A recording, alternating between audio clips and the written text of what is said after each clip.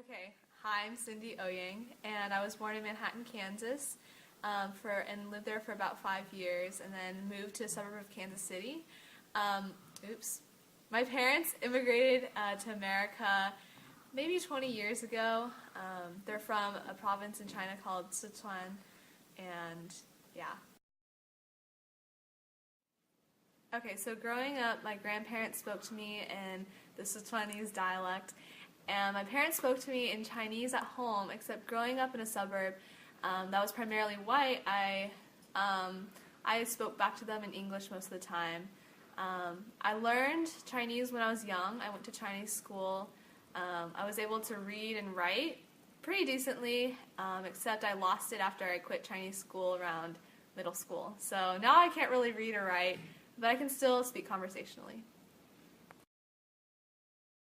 A lot of my friends growing up were actually Asian, Chinese in particular, because I went to a Chinese church growing up, so I knew the Chinese community pretty well, and even at school, a lot of the Chinese and Korean friends, Korean kids, we would just bond because we took the same kind of AP classes, and we were in orchestra together, and yeah, we had a similar background, so I guess we just kind of connected like that.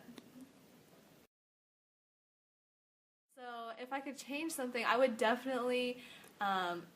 definitely kept up with Chinese school, and I would have learned to read and write and speak better because now I'm going to have to take Chinese at Duke, which isn't a bad thing necessarily, but it would have just been better learning it as a kid and having it with me instead of having to relearn it. I think it's actually really important that I learn Chinese because there's just a part of me that's missing if I am not able to read or write well or to speak well. I think that there's like a sense of like, what is it, cultural like ties. You could take that part out. Okay.